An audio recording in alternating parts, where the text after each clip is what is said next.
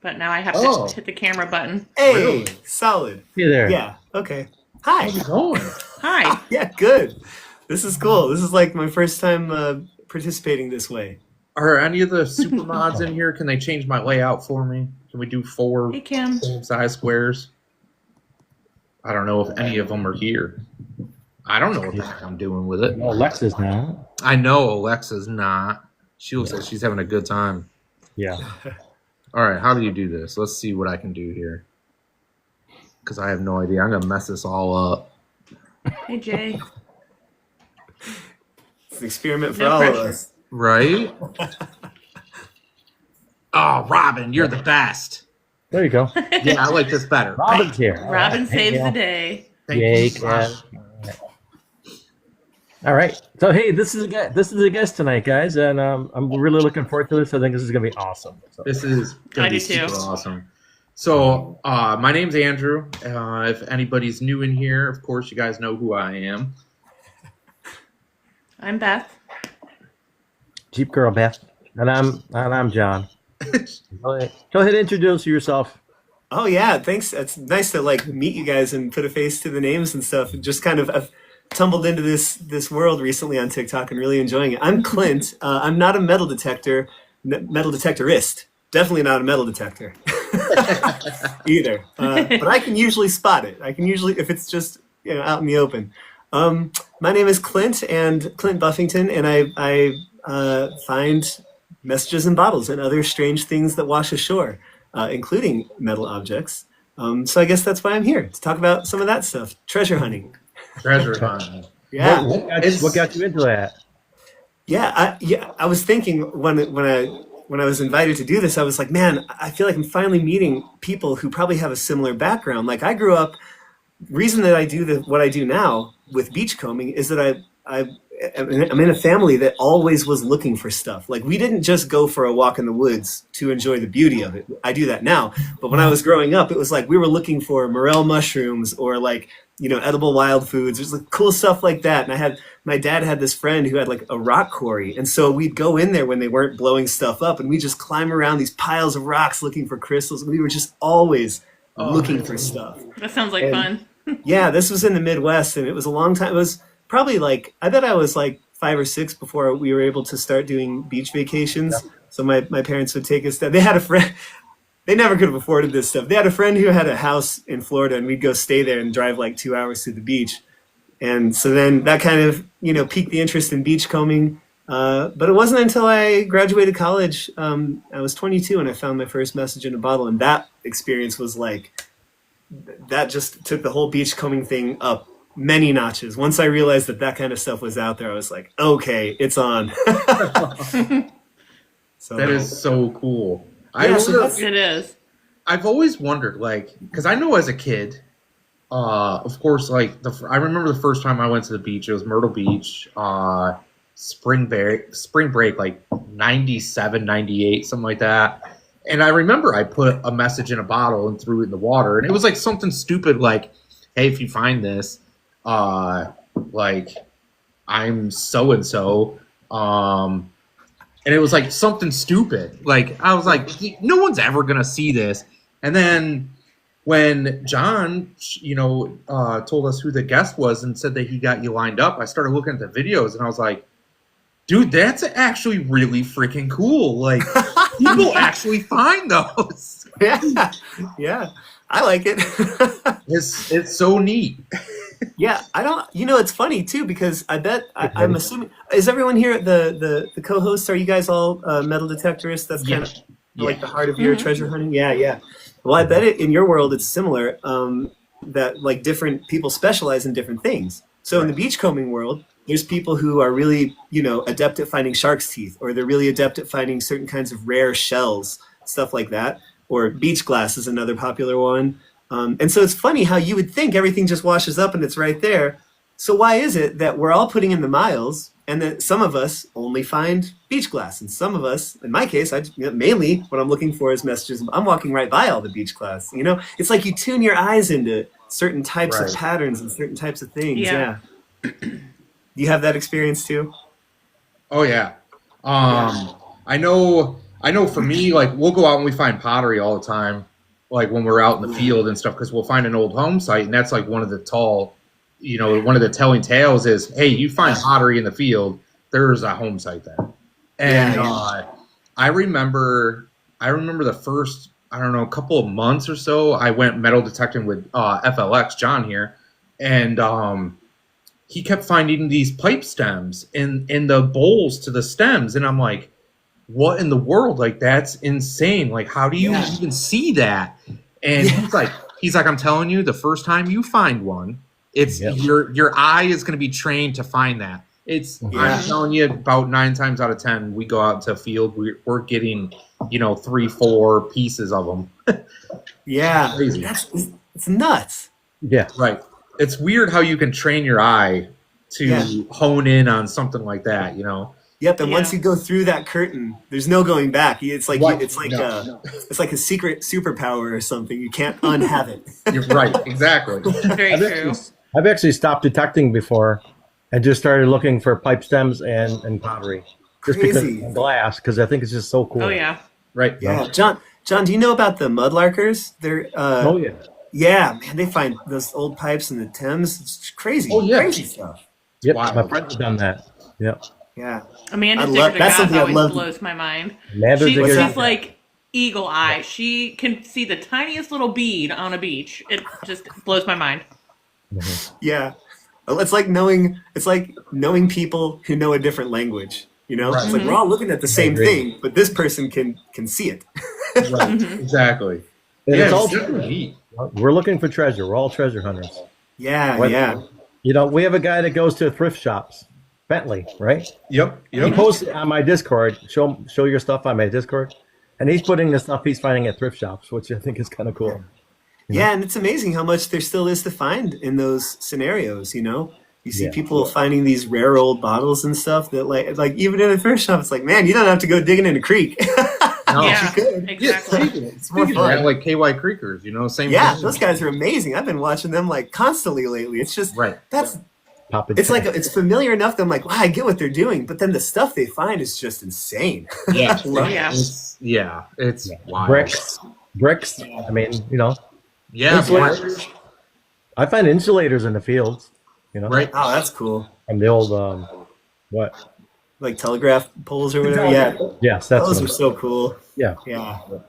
Yeah, and it's amazing. A lot of that stuff you think, well, at one time it was kind of everywhere and there was so much of it, but as time goes on, it's like they're not making any more. So in fact, it becomes more and more rare, Right. because people collect them or whatever.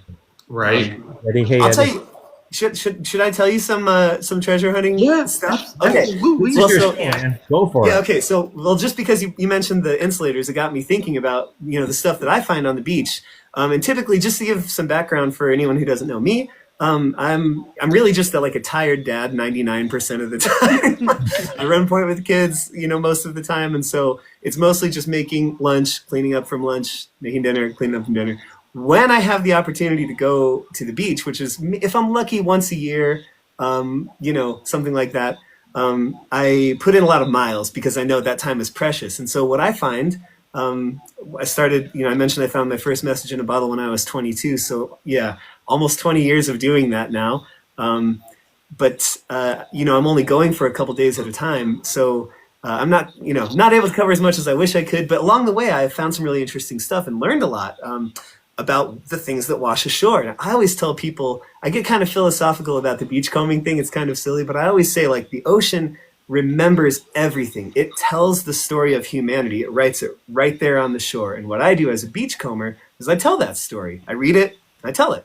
Right. And so the stuff that I find, it touches so much of history, just like what you guys find in metal detecting. Same thing, these relics from the past that it's just an object, but you think about who was the last person to hold it and what did they spend it on if it's a coin, stuff like that really brings it to life.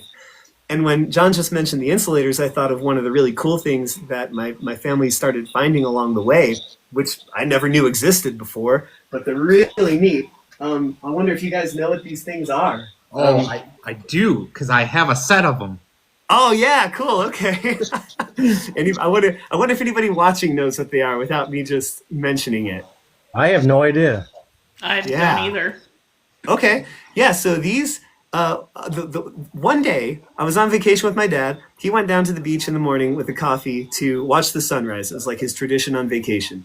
And he's standing there, and one of these glass balls rolls out of the ocean and just stops at his feet. And he's looking at it kind of like, what am I seeing? This is like a crystal ball just rolled out of the sea at my feet. Like, is this a joke? And that kind of launched a quest. And anyway, what we learned over time is that Japanese net floats, that's a really good guess. You're extremely close, but these are actually European glass fishing floats. They are net floats. They're used the same way. It's, I'm splitting hairs. Yes, they're net floats. You got it. These ones were made in Europe. They differ from the Japanese net floats. If anybody out there is familiar with the Japanese net floats, they differ in a few ways, largely color, size, shape, stuff like that. These ones were European, and this an interesting, I guess, kind of overlap for anyone who's into old bottles is that a lot of the makers of glass fishing floats also made bottles. Now, the way these were used was that they basically replaced like the wooden floats that fishermen used to use. They used to get waterlogged. If you imagine dragging a giant net through the ocean with a bunch of wooden floats trying to keep that net afloat, over time, those floats get waterlogged, the net sinks, and you lose all your gear, which is a bummer. So around 1840s, a Norwegian guy came up with this idea to seal glass spheres and use them instead. And they're really tough. If you think about it, people are like, that seems like such a bad idea because they would just shatter. Well, I mean, the ones I'm holding right here are 120 years old, and wow. They just washed up when I found them. They were like on the beach still wet, right? So like they're tough enough to last quite a while in rough conditions. So that's how they would work. They would just be all along the top of the net. It's like a massive net behind one or two ships, and they'd be dragging it open to catch all the fish. So these would be at the top of the net. At the bottom of the net, they would have a bunch of rocks or something to weigh it down. That's how this would move through the ocean, and that's how they would catch the fish. But interestingly, the purple ones, if you've ever seen the purple ones, they started out clear. They added a lot of glass at the time had kind of a yellowish tint or a greenish tint, and they added manganese to counteract that, which made the glass perfectly clear. Super cool, but they didn't realize, or they didn't think about the fact maybe that over time that manganese would react with the sun's rays and turn this glass purple. So it's the same thing when you find like old purple bottles. Same basic thing happened there. But it's really, it kind of gives them a sort of a magical appearance, I think. And also for the folks who are interested in kind of old bottles and that technology, I mentioned a lot of the same makers made them. And we know that because on the seal buttons, not on this one, but on the seal buttons where, the glass pipe was, tucked into this sphere, this little glob of glass, and they blew it into a mold. It became a sphere. They pulled it out, sealed it off, so it'd be watertight. A lot of times there'd be a maker's mark embossed right there. These ones don't have that. But you can match those to the maker's marks on glass bottles and see that these glass plants back in the day, the same people were making bottles and these floats that totally revolutionized the fishing industry. Once fishermen had these, they could make bigger nets. They didn't have to maintain them as much. They didn't have to replace the floats as often. So that was kind of one of the things that, for better or worse, made people to catch a lot more fish in their fishing careers. It kind of kicked off that like era of catching lots and lots of fish. I mean, I guess, yeah, some people would say overfishing. I realize there's debate about that, but this was one of the tools that kind of facilitated that transition. So that's what those are. And I mean, I'd been on beaches for 20 years at that point and had never even heard of something like this. And now it's all I think about. Those are really cool. No, are they always floating? Or do they sink sometimes when you get them as they wash in the shore? Or are they floating all the time? Yeah, they float the whole time. Sometimes that seal button on top won't be a perfect seal, and water will get in there, and they become kind of neutrally buoyant. They won't sink to the bottom, but they'll kind of float underwater. But eventually they'll wash ashore. And it's amazing because it's kind of like the insulators. I mean, they made them in the millions back in the day. 1800s, 1900s. They stopped making them around like 1950s or 60s in Europe. I think in some places in Asia, maybe in Japan, I think maybe they still make them and use them. I'm not sure about that, but the European ones are done. So what's out there is what's out there, and yeah, it's getting to be so slimmer cool. and slimmer pickens. That's cool to find them like that. Like I found mine like John was talking where like Bentley goes to the Goodwill and Salvation Army and stuff like that. Mm-hmm. That's actually where I found mine. So I was like, oh man, these are really neat. You know, like what the heck are these? Da, da, da. I didn't know anything about them. I think I paid 50 cents a piece. I bought 6 of them. And then when I found out what they were, I was like, oh my gosh, no way. So I went to like Michael's or something like that and found it was quite literally it was brown net. And I was like, oh, that's sweet. So then I took them all and then I put them inside the net and then they hang from the ceiling. That's awesome. Now they look very vintage. Right, exactly. But I never knew they were. Yeah. Did they have maker's marks on them? No, none of mine have maker's marks. I'm bummed. Yeah, it's fun. Go ahead. No, so it's like it's neat. Like, I mean, obviously yours is like finding them right at your feet. That's insanely awesome. Like that's incredible. Not to mention, like you said, I mean, how long was that thing floating around in the ocean before it ended up quite literally at your feet? Yeah, it's super cool. And while I'm thinking of it, just because I'll probably move on to something, but I'll show you one. Yeah, I'll show you another one. Well, okay, a couple. So this one has a maker's mark. Are you guys able to see what that is? Oh yeah, It's an anchor. An anchor. It is an anchor. And many of the people who made these had slightly different variations on what their anchors looked like. So depending on how the rope lays or the shape or the size of the anchor, that can tell you who actually made it, and many different ones. Now this one probably a little bit hard to read. Yeah, I don't think you can probably read that. You see that word "made" at the top? Yep. Made. I can't get the reflection to work for me, but what it says is made in England. Oh wow. That's cool. And I can't remember. It's one of these two floats. I don't remember which one it is. Possibly both. But some of these glass floats were used during World War II. Like everything goes back to World War II. And so some of these floats were used in like anti-mine operations. So I mean, just imagine if you're like worried about mines in an area, it's much less expensive and much safer to just send a bunch of these floating through a potential minefield and kind of set off and trigger all those mines. It was the other way around. I think these were stationed, or I think they made them neutrally buoyant, and then they would drift through those areas, and they would kind of intercept and detonate some of those mines. I know, crazy. wow. That's smart. Yeah. Just repurposing something that had been used for fishing. They just go fishing for mines. So not all of them survived then. Yeah, probably not. That's right. Exactly. That's right.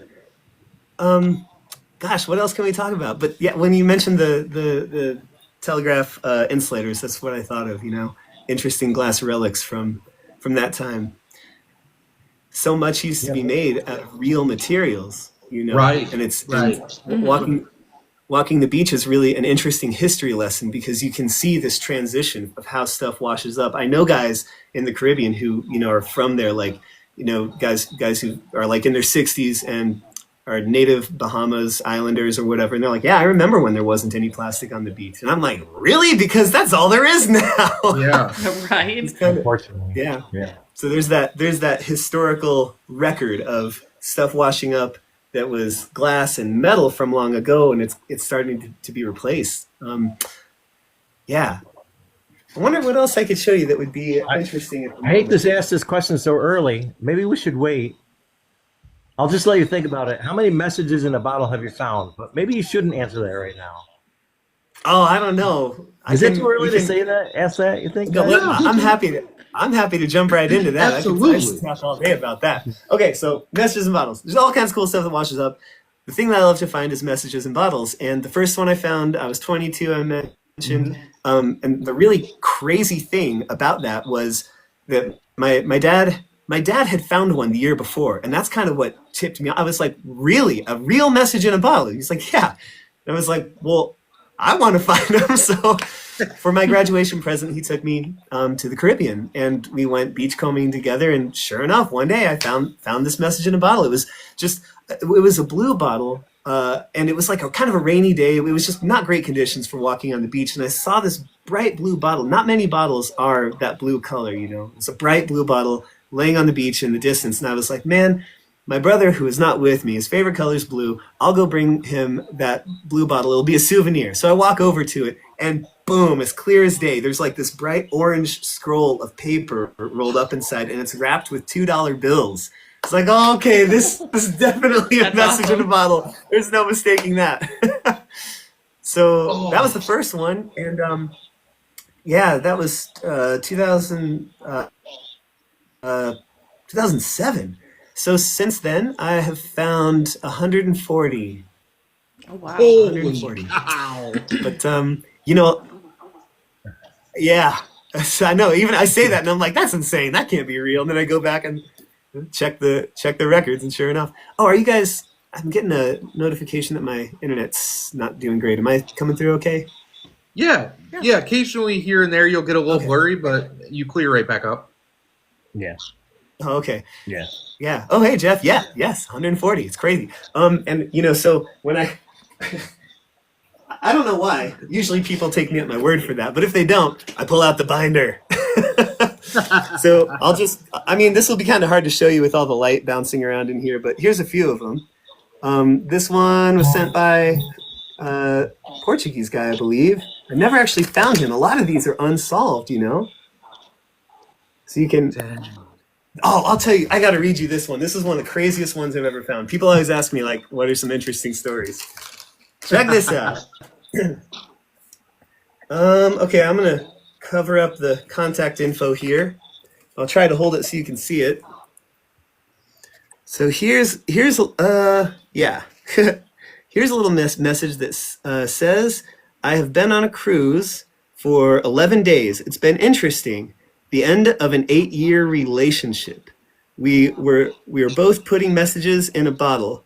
Hope 2015 brings new adventures and peace. Signed, Frank. And then at the bottom it says, Brenda, hope you find what you are looking for. Love, Frank. Whoa, pretty intense, right? Wow. Yeah. There was another message in that bottle, and this one is from Brenda.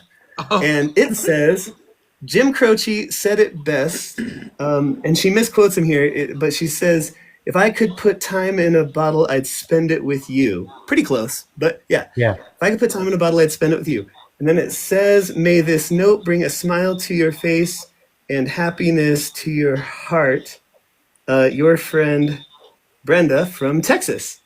And they sent these in 2014. I think, when did I find them? 2019, I want to say. So they've been out there for a few years, which is why, a lot of times they'll be super faded and it's very difficult to read these messages. So, I have thought about this message so much. I've tried to write a song about it. Like, imagine going on a cruise with someone that you've just broken up with, and you send a message in a bottle together. Like, I just can't get my head around that. It's pretty intense. Definitely different. Yeah. I found one of them on Facebook and tried to make contact, and they did not seem super interested in discussing the details of that message. I have a couple questions here. Go publish a book. Man, I know, Jeff, that's the dream. I'm writing. I write. I'll take a quick break, just not a break, but just a pause here to show you. I do write about some of the messages and bottles that I find.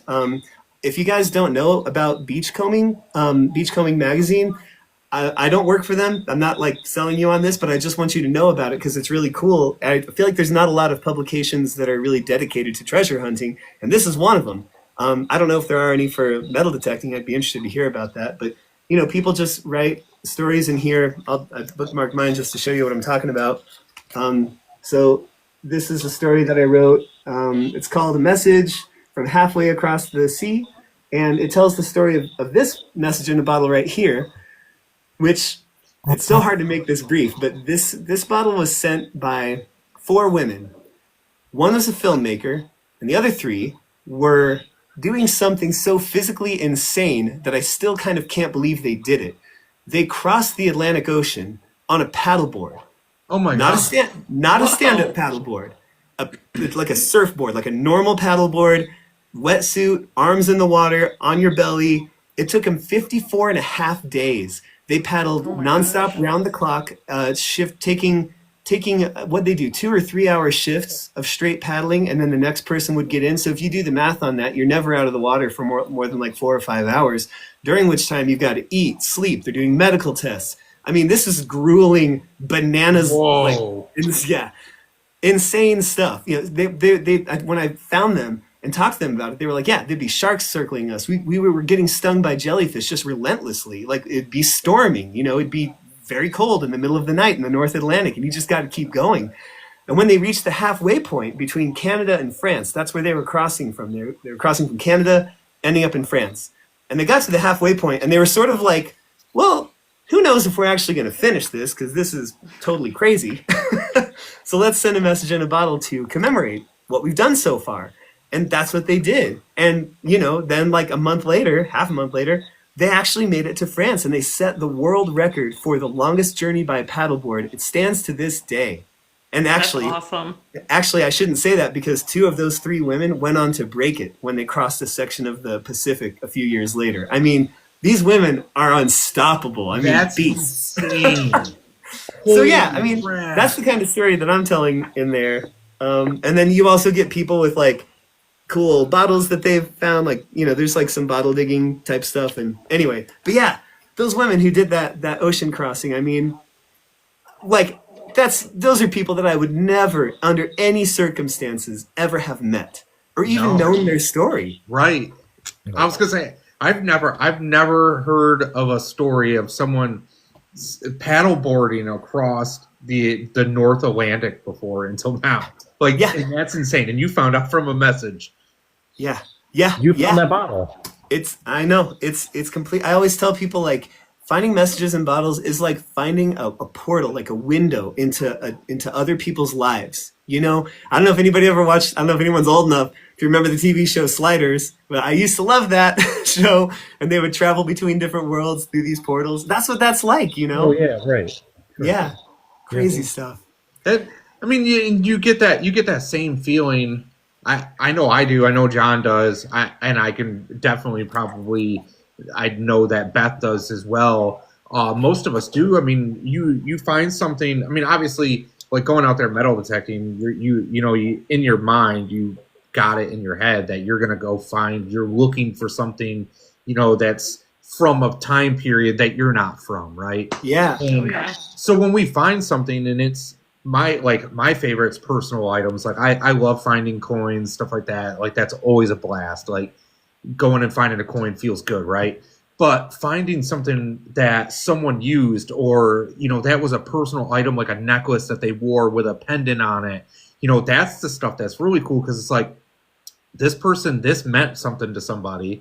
Yeah. And they were the last people to touch this in 200 years, you know, 100 years. And that's, you know, like you said, you know, you're the first person in some of your videos, you mentioned that, you know, you're the first person to touch that. And, you know, some of your messages are from the 70s, you know, so that's, you know, we're talking 50 years. Yeah. I'll show you an even older one in just a second. Real quick, I just have to give a shout out. I don't know if Kevin's still here, Tuba Metal Detectorist.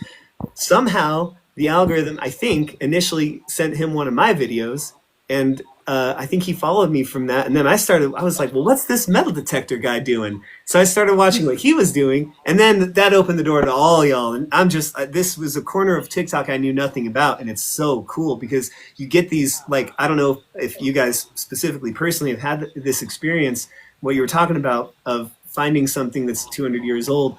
I don't know how often you're able to trace that back to a specific individual, but I bet sometimes it happens. And I mean, that's to me, that's like the fireworks. That's like yes. So, absolutely. Actually, so the person that's really, really good at doing that typically is John. So when we go, because we live 12 minutes away from each other, so like we haven't in a while, but we metal detect a lot together, and like we'll go to a home site now. We've already done our research. Like we're looking at maps, so we know there's a home site here somewhere, and on our map it'll show you the first initial of their first name and then their last name. So that gives us at least a really good starting point when we do find something like that. That gives us a name we can at least tie into the database and try to find out who that was. But then he'll take it even one further because obviously there's no one alive from that time period, right? Yeah. So he'll find where they're buried. Okay. And then Wow. we've gone to their burial site. Like, I found a Civil War belt, a U.S. belt buckle from the Civil War. I found it in 2 pieces. John did all the research for me, found out where he was buried and everything. And I actually went up there this past June and went and visited the gravesite. Wow, like, man. it's crazy. That's nuts. But that's the part that feels so good, is like you're able to track that person down, like that family. I mean, I've never gotten to the point of like finding a class ring. Like, there's a lot of people that do that. They'll find class rings and stuff, and they'll actually be able to track down the person who owned that and then return it to them, which is so cool.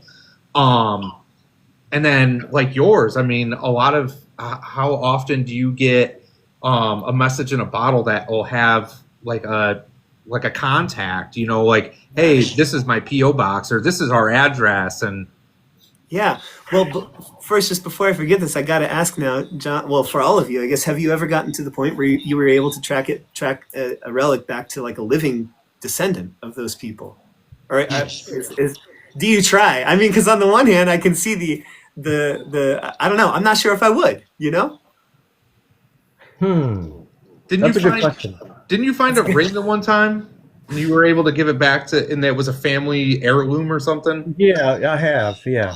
There was a guy a few years back, many years back, probably 10 or 15 years back, who made national news. I don't remember his name, but he ran a website, and it was called something like lostjewelry.com or something like that. And I think there's several people who do this now, but his whole thing was, I mean, he was a metal detectorist, and his whole thing was like, I'm going to find people's, engagement rings or whatever and get them back to him. And yeah, that's a noble. Sounds like Joe Digger. That's what he does. Yeah, that sounds like Joe Digger. He tries extremely hard to find the person who lost the rings and the jewelry that he's digging up on the beach. Wow, that's cool. I'm still new to this like metal detectorist side of TikTok. So if anyone here, I'm not trying to drum up followers, but I would love to follow you guys. I just don't know how. I'm on an iPad right now, so I don't know how to follow like people who are shipping into the conversation, because I'm watching the comments, and I just love all the enthusiasm of this crew, and I'm into it. I feel the same way. I want to follow you guys, and yeah, we have a great group of supporters. You'll see a bunch of follows today, I promise you. Awesome. Oh, yeah. Well, I'll be following everybody back, just so, because I want to see your treasures. I see you guys digging up. I see people digging up, detecting these coins from like the 1680s, and my head explodes like a cartoon thermometer. Just insane to me. But so you were asking about contact. Yeah. So with messages and bottles, it's really interesting to me how I really feel like each message in a bottle reflects, just in the way that it's made, reflects something about the person who made it. They're very unique. You'd think that they'd all be basically the same, but they're really not. And so there are people who will sign a fake name, or they'll sign just their first name, or they will sign their whole name, and they will create an email address specifically for that message. So you don't have their actual contact info. Or they'll I've just seen so many things like that. And it's interesting, even when people try to, hey, Relic Hunter, I'll follow you back. Sounds great.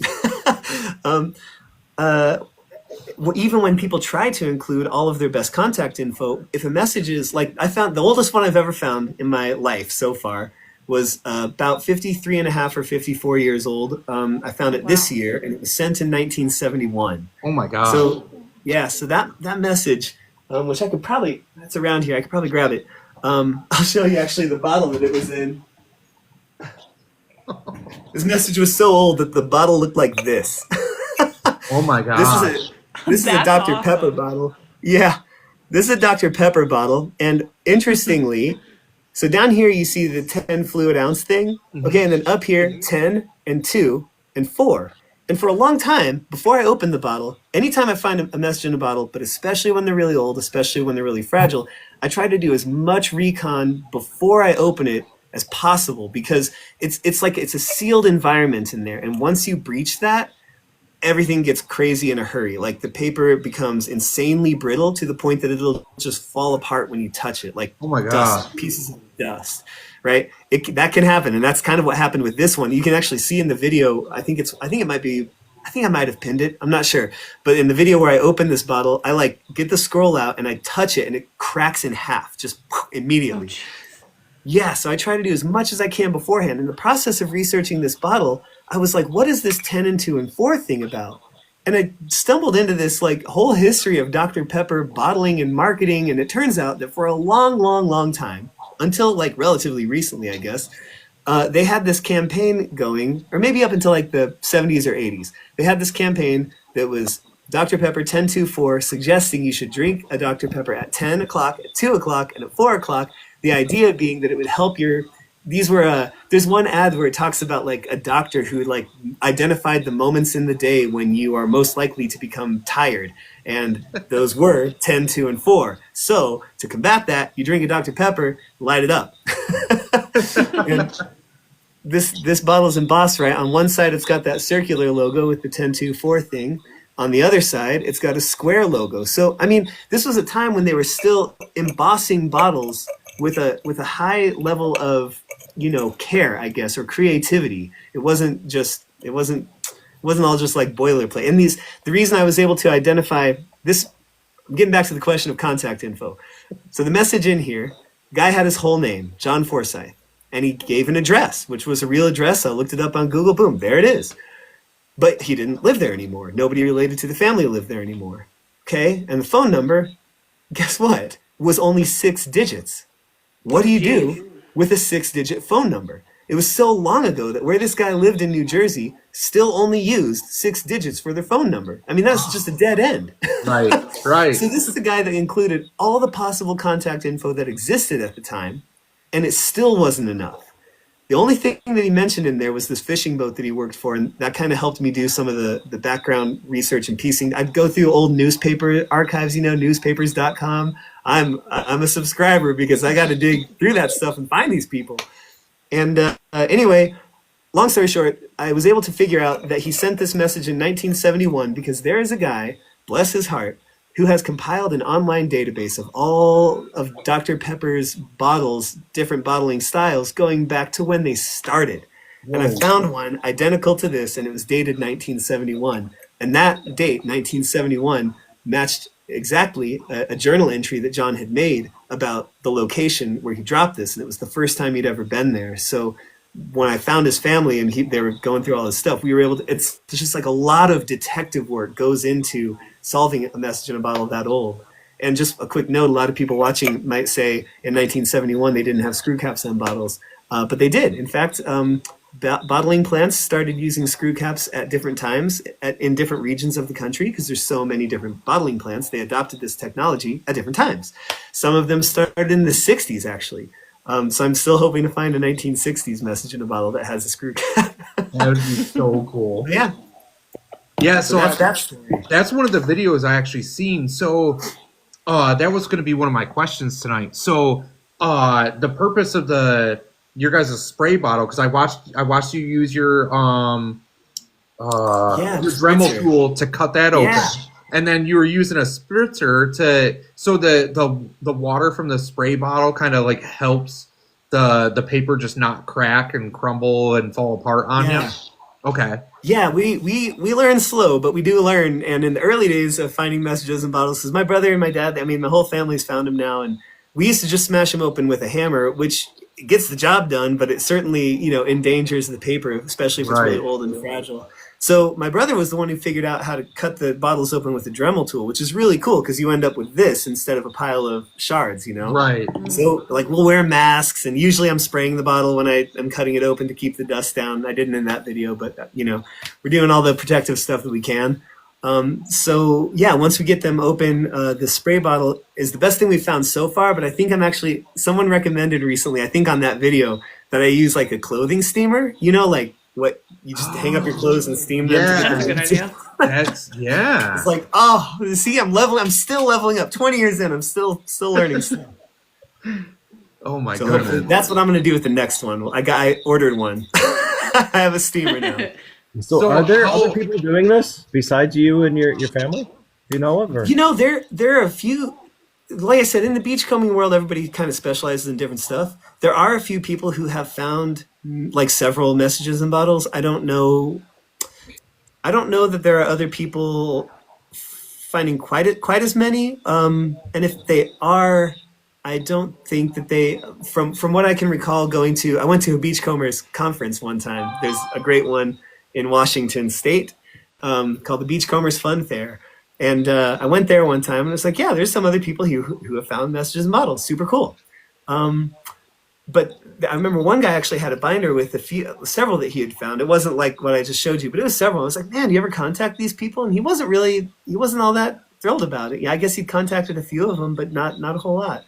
So I think, it's interesting. People find this stuff, but what do they do with it? And I guess maybe that's one reason that I'm so motivated to do it, because I know if I find them, I'm going to try to close the circle, because that person, that for many people, that's like a childhood dream, like what you mentioned in your story at the beginning about like sending a message about when you were a kid.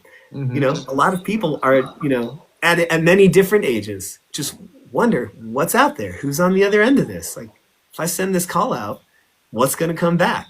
And I take that as a responsibility, to let them know.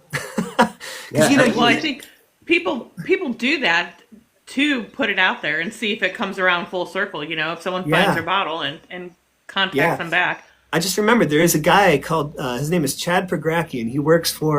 He runs an outfit called Living Lands and Waters, and what they're kind of famous for, I guess, is cleaning up the Mississippi. So you've probably seen these people. They're on like TV and stuff from time to time, and they'll go and they'll take boats around the Mississippi and they'll just haul just tons of trash out, and in that process, they have found a lot of messages in bottles. I want to say 100 and something. I'm not sure how many.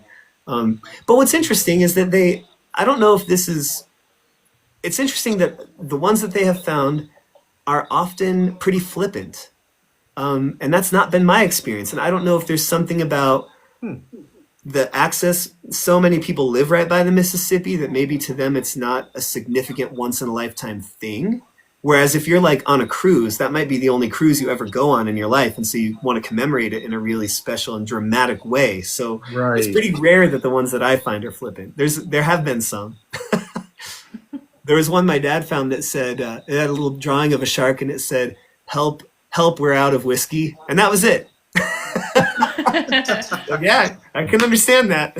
That would be me. I would write that in the bottle. Yeah. But on the other end of so that's the flippant stuff. You get people joking around about that kind of stuff. On the other end of that spectrum, man, I'll never forget this one that I found. I wish I had it here to show you, but I'll tell you where it is. I found a message in a bottle in 2011, and it was obviously very old, and it was in an old Coke bottle that looked like this, and it did have a screw cap. I think it was probably also from the early 70s. It's really hard to be sure. Could have been like mid 70s. So that bottle just held a note that seemed to be flippant. Okay, the message just said, return this to 419 Ocean Boulevard, Hampton, New Hampshire, and receive a reward of $150 from Tina, owner of the Beachcomber. So I go to Google. This is 2011, so it's not like it is today. It's little AI is not doing the work for you back then. So I started digging through Beachcomber, New Hampshire, and Ocean Boulevard. There's like 20 or 30 Ocean Boulevards in this country. I think New Hampshire has more than one, has a couple itself. So it was not super easy to like narrow it down. And I couldn't read that whole message. I was piecing this together as I went along. Okay, so finally I enlisted the help of a journalist and we figured it out. We found this motel called the Beachcomber in Hampton Beach, New Hampshire. So I call them and I get in touch with the woman running it. Her name is Paula. Now remember, the person's name on the note was Tina. Receive a reward of $150 from Tina, owner of the Beachcomber. So I'm talking to Paula, who's now the owner of the Beachcomber. And once we connected, it was just like fireworks for both of us because she was like, Tina, that's my mother, but that's not her handwriting. The handwriting is my dad's handwriting. So she launches in this whole story about her parents were like second generation, like grandparents from Greece or something, I want to say. And they came over, American dream. They start this hotel. They like work hard their whole lives. They give it to the kids. That's Paula. So Paula's running it now, right? Her dad, who started the whole thing and sent this message, turns out he sent it as a joke because her mom, Tina, the one mentioned in the message, was very thrifty. And if some kid had walked in off the beach with a message in a bottle saying that she owed him $150, she would have chased him out of there with a rolling pin or something. I don't know. It would have been crazy. But yeah, so that's why her dad wrote this message as a joke, right? But by the time I found it, it wasn't a joke anymore because her dad had passed away 21 years before I found the message. And Whoa. I'm getting chills as I tell you this. And she when she saw it, she's like, that's my father's writing. That's my father's writing. And she was like, just kind of speechless for a while. And it ended up that there were all these little like coincidences. She was like, he's been gone 21 years. Right when I found it, he used to give me 21 kisses at bed. So, just like little traditions, little number things that lined up. And yeah, wild stuff. I ended up traveling out to New Hampshire in like 2016, I think, is when I brought it back to her and gave it to her. And that was a really powerful moment for me because what started as a joke from her dad turned out to be the most important letter that Paula ever got in her life. I mean, imagine your beloved, they were very close. Imagine that your beloved dad has been gone for 21 years. You obviously think you're never going to hear from him again. And then someone shows up with a letter from him. That's insane. Awesome. I would love that if that happened to me. My dad's been gone 25 years. Like, if I got something from him with his handwriting this long after he's been gone, it would just floor me. I mean, it floored me and all. I was just the messenger, I mean, to do something like that is sort of like, I don't know. It's like this. I would keep making the superpower joke, but it's like the superhero movies where they're like a normal dorky kid, and then one day, like they shoot a web across the room, and they're like, "Oh, what is this that I can do?" Like, I thought this was just a fun adventure, but now I'm delivering letters from beyond the grave. I didn't see that in my future. Right. So yeah, that was going to be my next question. Is like, how often do you actually get in touch with these people, or where you're like, or to the point where you're able to track it down, like get to the point where it turns into a dead end, but you're like that close? Yeah. It's certainly happened. I've got a couple I'm trying to solve. Sorry to hop back to this bottle, but I've got it right here, and I just want to tell you that on this subject, John Forsyth, the guy who wrote this, very sadly and very frustratingly to me, passed away 3 years ago.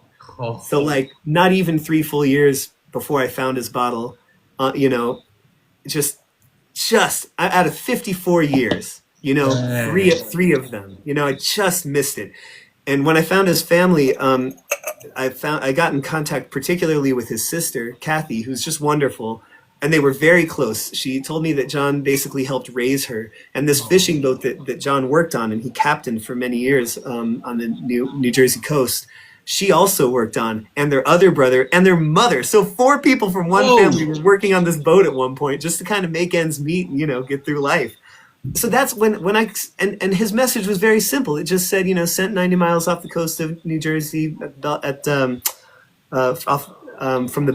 Belmar Inlet or something. If found, please write to me, whatever. That's it. It was very simple. But it's not about the message. It's about what comes out of the bottle is not the message, right? It's the whole story of that relationship and that family grinding it out, working together on this fishing boat. All of that came out right when I opened this. And to give that back to Kathy, I've got the message here still, but the plan is it's so fragile I can't ship it. It would definitely fall apart.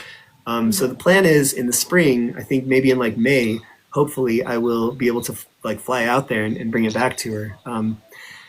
So that's the hope. That's the plan. Because the same thing for her, this was not just a brother. This was like, a stand-in parent. Like they were super close. Right. But sometimes, like I'm stuck on a couple right now that are super frustrating. I'll just grab them and show you real quick. We don't have to dive into the details too much, but here's one. That's relatively new. Yeah, it's sent in 2018, and I found it in when did I find it? 22 or 23. So it'd been out there for 4 or 5 years. And as you can see, it says, the finder of this message will be visited by good luck, put in the Atlantic Ocean by boat many miles out to sea east of Jacksonville, Florida. That's a key detail, so remember that, Jacksonville, Florida, okay? So then email us at messageinabottleBeckyandJim@gmail.com. I've done that many times, and at first it didn't bounce back, but I never received a response, and then recently it started bouncing back. So I think what happened was, whoever these people are, Becky from Washington, D.C., and Jim from Portland, Oregon, whoever they are, probably created this email address for this message and had it forward to one of their real email addresses, and then they forgot about it. And then over time, I don't know, when I wrote to it, maybe it just went to spam. Who knows? But they never wrote back. I don't think they ever got my email. And now it has been deactivated. So there's no way to contact them there. So we've got just 2 first names and their hometowns. And this is the kind of message where I'm like, man, if I had 30 million followers, I would just be like, somebody find these people, and it would happen, right? Right. But right. I just don't have that kind of reach, and so there was a news story about this one a couple of years ago in Portland, but it did not do the trick. So I thought maybe I should get back in touch with some news people and see if I can get the word out. So there's one. You've got first names, email address. Can't find them. So frustrating. And people are like, that one hasn't been in the water that long, but guess what? If they sent it off the coast of Jacksonville, they were in the Gulf Stream, and what that means is the only way it could have gotten to the Caribbean where I found it was to go around the entire North Atlantic, at least probably just once, could have been twice, but probably once before it washed up. So it might not have been in the water for 4 or 5 years, but it was thousands of miles going past the icebergs, the shipping lanes, bouncing off of cargo, all the stuff. Whoa. Yeah. Thank you, Eric. That's insane. So there's that one. All right, guys. All you metal detectorists. All right, listen. We find cool stuff in the ground that gets tore up from plows and all this other stuff. Forget that. This guy's got glass bottles that are going across the country, the world, and coming back and he's reading them. Yeah. Heck yeah. What? Yeah, it's nuts. It's nuts. Oh my gosh. Gosh, I don't know. What should I wish I had brought some of the metal objects that I found on the beach that I haven't identified, because I wonder if you guys would know what they are. Well, then, we're pretty good at that. Yeah. Well, gosh, I can tell you. In your message in the bottles, though, man. This is okay. All right, we can stay on that. I'll tell you another interesting one. What's that? This is opening up a whole new thing for everybody here. Is whole different aspect of treasure hunting, for sure. Yeah. Two things I want to talk about here. Jeff and Brad. Okay, Jeff mentioned the Nike shoe ship, the ship spill. It's not a shipwreck, it's a spill, a cargo spill. And then Brad asking if I've ever found anything other than letters in a bottle. Yes, I got to address these two things really quick. First of all, what Jeff's talking about, the Nike shoe cargo spill. Okay, so I don't remember when this was. I think in the 90s. Nike lost a container or maybe several containers from a cargo ship of shoes, and they began washing up on, maybe it's happened even more recently than that. They began washing up. I can't remember where this was. Was it the Pacific or the Atlantic? Jeff, do you know offhand? Anyway, they started washing up in great numbers, and it got to the point where people would find so many of them that they would find a left shoe size 12 and a right shoe size 12 and match them, and they would give them to friends. There's a guy, John Anderson, who's a big-time beachcomber in Washington State, talks about this. He would do the same thing. He'd just bring, anytime he found it, so it must have been the Pacific. Anytime he found one of those shoes, he'd bring him back to his beachcombing collection place, and he had a big boat, and he would just throw them in there, and then every now and then people would shuffle through there and match shoes up, and they would just take them. I mean, but you can't. What are you going to sell them? Like a shoe that's been in the ocean for 6 months? You just give them away. So that's that was also helpful in the study of sea currents. Interestingly, a lot of times people think that messages in bottles are not relevant for studying ocean currents anymore, which is just not true. There's a lot of really sophisticated computer modeling, satellites and stuff, technology that allows you to model how the currents work and kind of predict how they're generally going to flow. But messages in bottles are one of the few drifting objects that are really trackable and traceable to their point of origin, and they're one of the only real world things that we still find that can definitively show where something has been.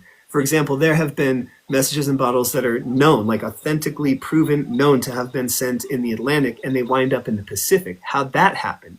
So it kind of that kind of information is helpful for those computer models because you can tell a computer model, all right, here's where it was put in the water, here's where it found. How'd that happen? Right. And it'll be like, all right, there was another famous container spill, Jeff. Maybe you know about the rubber duckies. Was another one. There was a rubber ducky container spill, and people started finding these things all over the place. And they somewhat famously migrated through the Arctic, like the polar ice cap, the like little channels that kind of open up as ice freezes and thaws and stuff. And they tracked some of those ducks moved through there. So yeah, and so messages and bottles are the same thing. Whoa. Yeah. And then what was the other thing we were just talking about there? The other question from Brad. If you found anything other than letters in a bottle. Yes, I'll show you. Actually, the best example of that I have is something that my dad found, which I'm going to grab right here. All right, now I haven't opened this bottle in a long time, and you're about to see why. Bottle's the wrong word. It's like a mayonnaise jar. See what that is? Black cloth, okay? Oh man, I'm gonna have troubled dreams tonight, I already know. Are those ashes? Nope, thank goodness. I've never found that. That's something that happens from time to time. People find ashes in bottles. Never found that. Okay, you ready? Those voodoo dolls? Oh my goodness. Oh yeah, that's creepy. Whoa. So let that haunt your dreams tonight. Oh my So gosh. It's a male and a female figure there, tied up with string, facing each other, bound together, you might Well, that say. could be a love symbol. I suggested that we should open them up and see what's inside of them. And then my dad did some research on this and found out that that's not a good idea because there's probably human hair in there or fingernails or something along those lines. But yes, we have found things other than letters in bottles. Yeah. Yeah, That's you a can good see question. I agree with your dad. Yeah. Yeah. I went home and when he found this, I was visiting for like Thanksgiving and he was showing it to me. And I think I mentioned that I expressed interest in it. I think I might have even mentioned like, if you ever want to get rid of that thing, I'll hang on to it. And he immediately was like, here you go. Don't want it. Oh Yep. my goodness. Yeah. Now this is a variation of a letter. So not really. Kimber, no, he hasn't. What's he hasn't that? found anybody's ash. Oh, there was a question from Kimber if you found anyone's Missed ashes. it. Oh, have I found anybody's ashes? No. No, I haven't found anybody's ashes. I think the closest thing I found to that, and I guess I should show this to you guys. I think I can. Just hold on one second. People, I'm often asked, why do people send messages in bottles? And the reasons are as numerous as there are people, I really think. Generally, the categories are like science, seeking friendship, romance. There have been people who've gotten married through messages and bottles. I can tell you about that in a minute. Wow. I've never found ashes, but I have found a few sort of like goodbye closure type messages, which are always really moving, and often they don't include contact info because if you're sending a message in a bottle, you have to know that it might be found, but maybe you don't actually want it to be for whatever reason. And if you're someone who is just trying to cope with some grief or say goodbye, you might want to imagine your words floating at sea forever rather than being Right. scooped up by some jerk like me. So I'll just show you this because these are anonymous, but really, really was moving when I found this. Let's see if you can read that. Can you read it? I can't. Yeah, Pesky, it's a time capsule. Can you guys read it? So it says, "I will never forget you, my angel. Yeah, it's backwards for us. Oh, sorry. Yeah, okay. So it says, I will never forget you, my angel. Sorry we never got to meet. Love, mommy. Aw. Mm. Yeah, Oh that's man. yeah. There's a this is from the father. I think it says, "Hope our next pregnancy is all okay and we get our little baby." Aww. So, you get stuff like that, and it's like, man, I almost feel like I'm intruding, And there's a third message that maybe was sent by like a grandparent, and it mentions some first names, no last names. So it's totally anonymous, but I don't usually show that one because I'm like, there's enough names. There's like 4 or 5 grandkids mentioned where it's like someone could theoretically recognize that. And I feel like Yeah. it's pretty clear that these people just wanted to say goodbye and didn't want to be contacted. So sometimes I just don't chase those rabbits, Right. Yeah. Oh my That's god. understandable. Yeah, it's a tough call because, I feel like on the other hand, wherever they are, I don't know when they sent it, it's not dated. So wherever they are emotionally today, maybe it would bring some closure, or maybe it would feel good to them to know that sentiment's out in the world. Many people have been in that situation, and it's good for them to know that they're not alone, as these people probably felt alone at the time. Right. So stuff like that's always kind of a judgment call, and yeah. So for now, I'll let that one lie, I think. But I have found a few others like that. So no ashes, but many goodbyes, and similar type of thing. Right. Great question there. Would you relaunch a bottle? I'm sorry? Would you relaunch a bottle? Would I relaunch? Oh yeah, good question, Kevin. Yeah.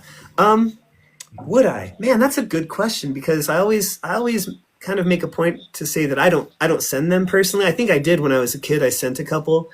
I get yelled at by environmentalists a lot. and which is funny because I'm just finding them. I'm just picking trash up off the beach. I'm not putting anything out there. So I've kind of chosen to focus on finding them rather than sending them myself. So that question is a tough one, Kevin, because I don't really know. If I found one and it requested to be relaunched, as often the ones carrying ashes do, because that's kind of the mission, is that like, I remember a couple of stories offhand where someone has found a message in a bottle containing ashes, and the note accompanying it is like, Jerry didn't get a lot of time to travel during his life, but I'm trying to send him around the world now. And so if you find this, can you please relaunch it? And I don't know. I guess if I did, I'd never tell anybody. That's fair enough. Yeah. So I'm probably missing some of the questions. I'm sorry about that if I am. Is there? It'd be kind of neat for like something like that with a send off like that where it was like, this is Jimmy's ashes. I sent it out from such and such area. If found, put back in the water, but leave a location where you found it. Like that would be kind of neat. Where as the bottle journey around, it keeps getting more stuffed in it. That'd be kind of cool. It's made rounds too. I actually have seen that. Really? Yeah. Yeah, I have seen. There's one example. I can't remember the exact details of that story, but there is one that has made like 3 or 4 stops so far, I want to say. And that's cool. Whoa. Personally, I have no problem with that. I think that's awesome. Right, yeah. That's neat. Yeah. Yeah, gosh, I guess I would feel kind of like a jerk if I was the one that stopped it. What's the problem that environmentalists would have with you? Oh, I think it's pretty narrow-sighted and pretty narrow-sighted criticism or assessment of what's going on. A lot of people, I spend a lot of time on the beach. I know exactly what's out there. I know what the trash situation is. I'm very well aware of it. And I can tell you that messages in bottles probably represent a portion of that is so small that it would be impossible to calculate. And people will say, oh, it's a drop in the bucket. Like, well, not really. It's like a drop of a drop in a bucket. So it's really a distraction. I have always felt that when people get really upset about people sending messages in bottles, I always want to say, come walk with me. Just come walk with me on the beach. And at the end of the day, when we haven't seen a single message in a bottle in 10 miles, let me know if you're still upset about it. Meanwhile, we're going to pick up all this other trash and after about 3 minutes, you won't be able to carry anymore, and you will only have gone 10 feet. It's that bad. I'm talking about.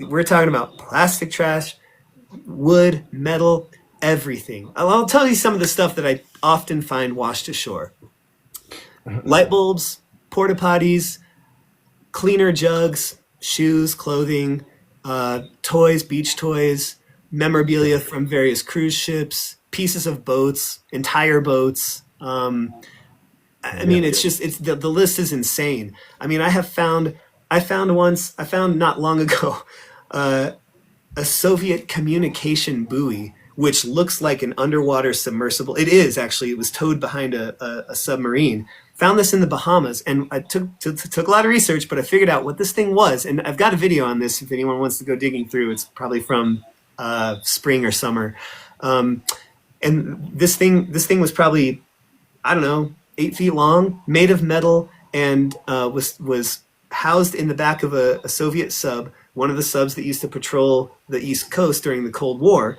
And it had a tether. They let this thing out on a tether, and it would get really close to the surface. So, and then it'd be a relay, so they could relay messages from the sub to that buoy, then to a satellite back to Russia or wherever.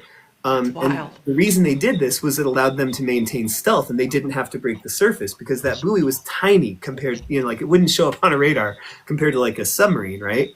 So I find stuff like that.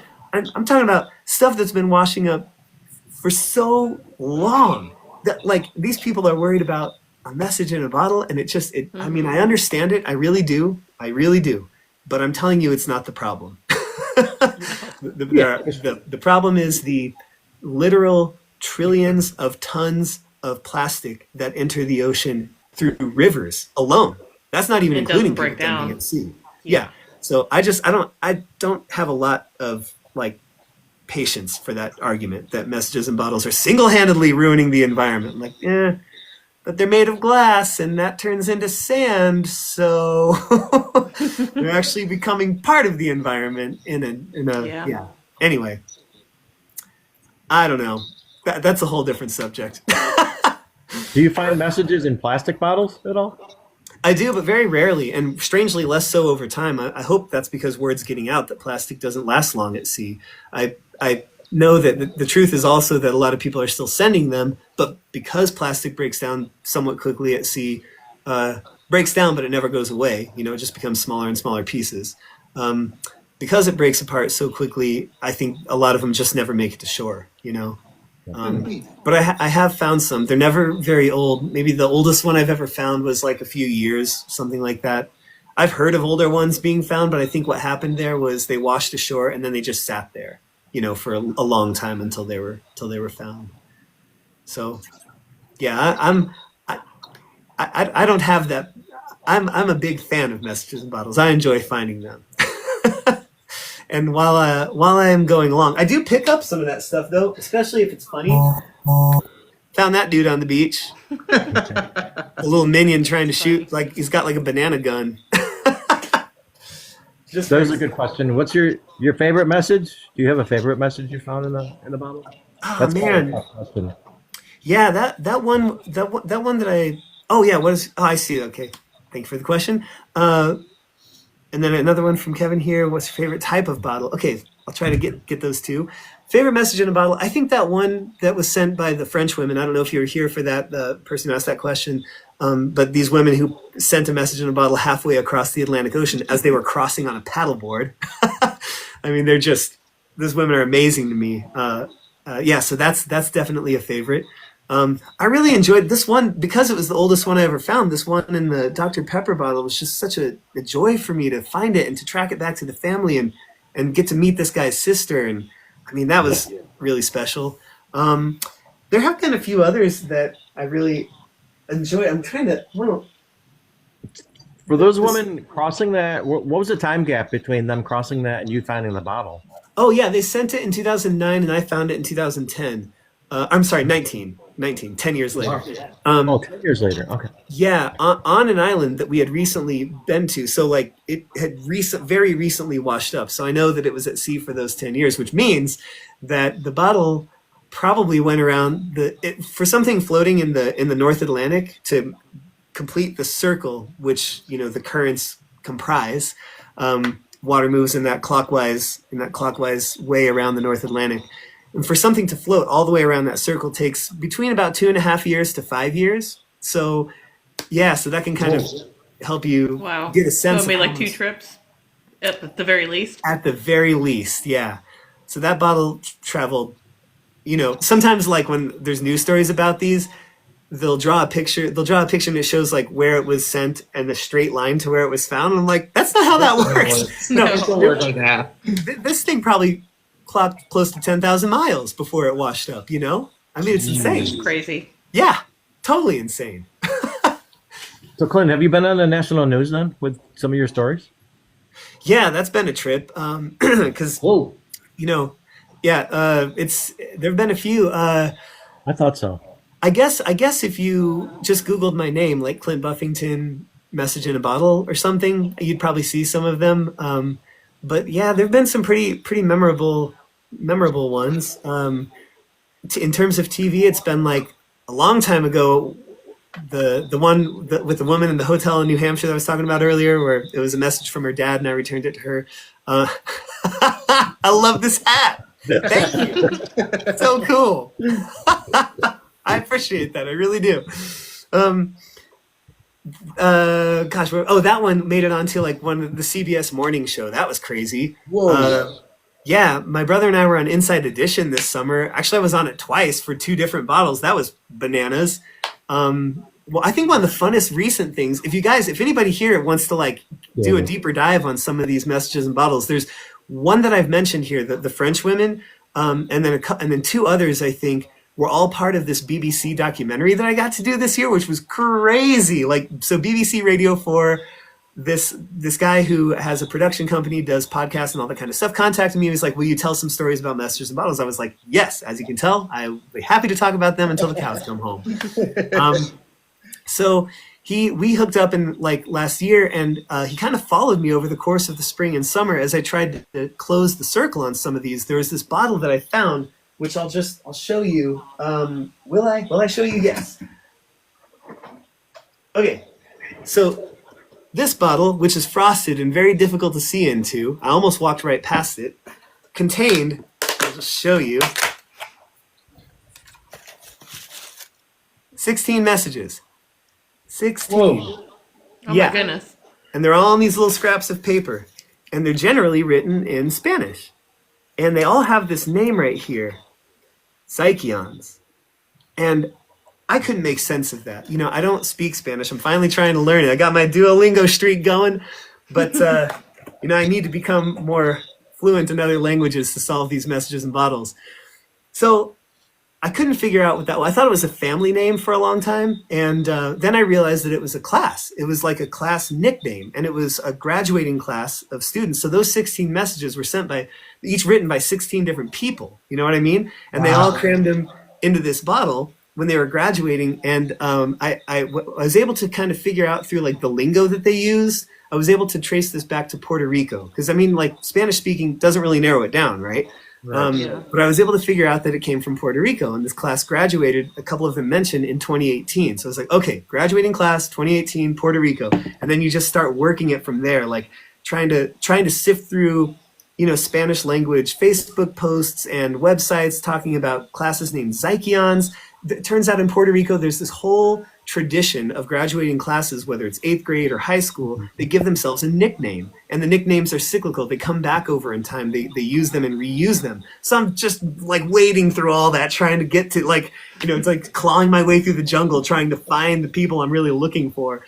And I finally kind of narrowed it down, and I had there was one school I thought that it was from. It turned out to be wrong about that. But the social media posts that I was making about that, it was one of the times where I just got really lucky, and they sort of caught hold in the Puerto Rico Instagram TikTok world, and many of them were shared a couple 100,000 times, and by the end of it, it just felt like half the island of Puerto Rico was trying to help me find these people, and we found them. That's awesome. Yeah, and it turns out they were graduating Yeah, they were graduating 8th grade when they sent that, and they're now like, 22, whatever, out in the world, like making their way. They're like training to be teachers and stuff. I mean, it was such a delight to connect with those kids who are now adults, and it's like the perfect time to give this little piece of their history back to them. And they were kind of like, oh wow, yeah, I do remember doing that. Like, oh, they're like laughing at the stupid things that they wrote, because you're in 8th grade, of course you're going to say something dumb. Right, absolutely. But so like there's the BBC podcast. If you want to listen to it, if you want to hear more about these types of stories, that Zykeon's This Message in a Bottle was like the kind of the feature, like the core of that. It's a documentary, really. It's a half-hour long. So I think you can get it on like any streaming platform. It's called Returned to Sender. So not Return to Sender like the Elvis song, but Returned with a D at the end to Sender. And you could find that by just being like Return to Sender BBC, and it should pop up. You can throw that on your like podcast playlist if you're into that kind of thing. I've seen that even National Geographic has reached out to you on some of your TikToks videos. Yeah. Wild. That was crazy. Yeah. Yeah, I mean, nothing really has come out of that so far, but it's cool that they did. It's just cool to have that acknowledgement, Totally crazy. What's your favorite type of bottle to find? That's a good question. Oh, yeah. Yeah, good. Thank you for that question. Just to clarify, do you mean that doesn't have a message in it? Like just old bottles and stuff? Because I think my favorite type of message in a bottle is just the kind that has enough contact info and I can trace it back to the person and we connect.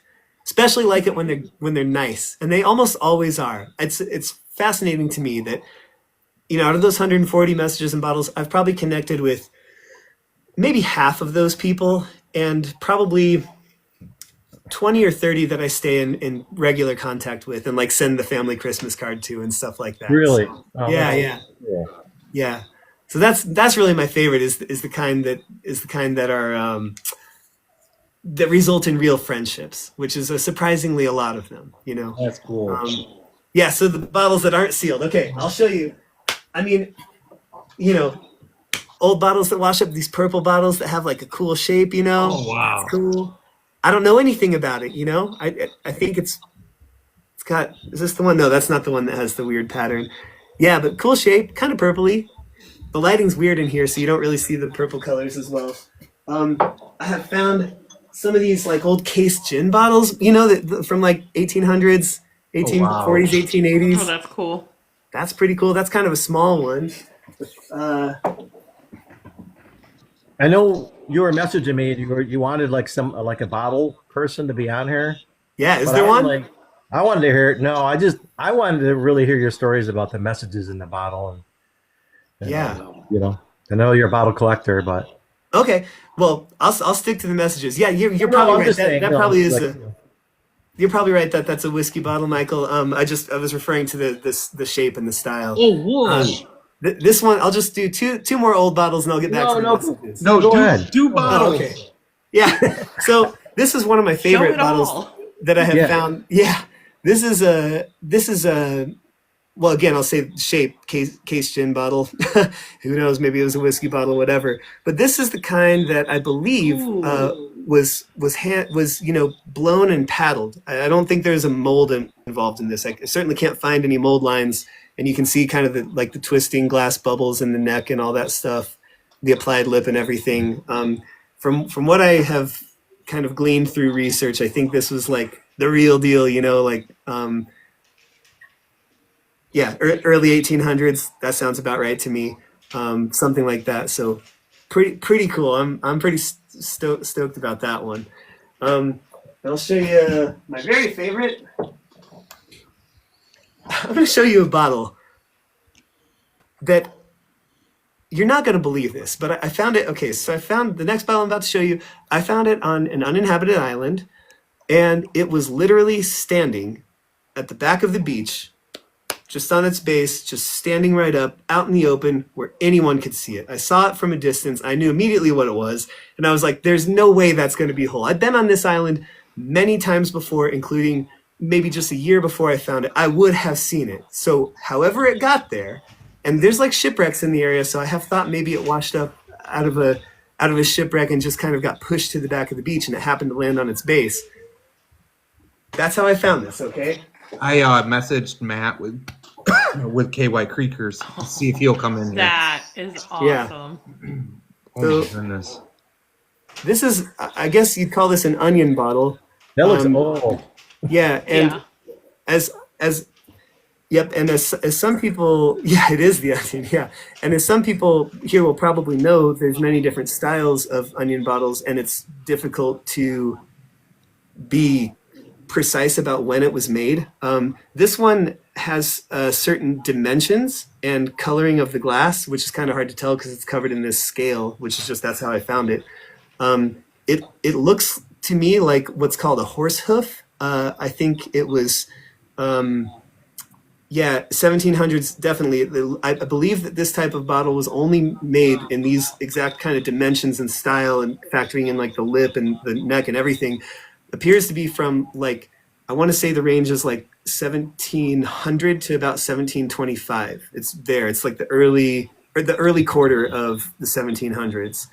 That's what I've been able to figure out just based on, combing through old bottle books and stuff. Yeah. So that one, I was with my dad when we found it. We walked over to it with our jaws just hanging open, just drooling like, what are we seeing? That's incredible. It was definitely the oldest complete bottle that I have ever found. Yeah, and I mean, you can't really see this, but it's just pitted. Like, it's not in good shape. Like, I don't think this is a valuable bottle in terms of, like the glass is just like been chewed away by the sand, and but it's The fact complete. that it's whole. It's complete. Yeah. Yeah. I mean, never in my. I always dreamed of finding one like that, and I never thought it would. Okay, maybe just a couple of other weird old bottle things. I think that what that bottle's been through on its journey. Right. Yeah. So I find some like this, not super old, not super valuable, just those old like Milk of Magnesia type bottles. But I love the design. It's got that Art Deco kind of vibe to it. That's super cool. I like them. Color. Yeah. Ones that are embossed, This one's crazy because it has this threaded neck.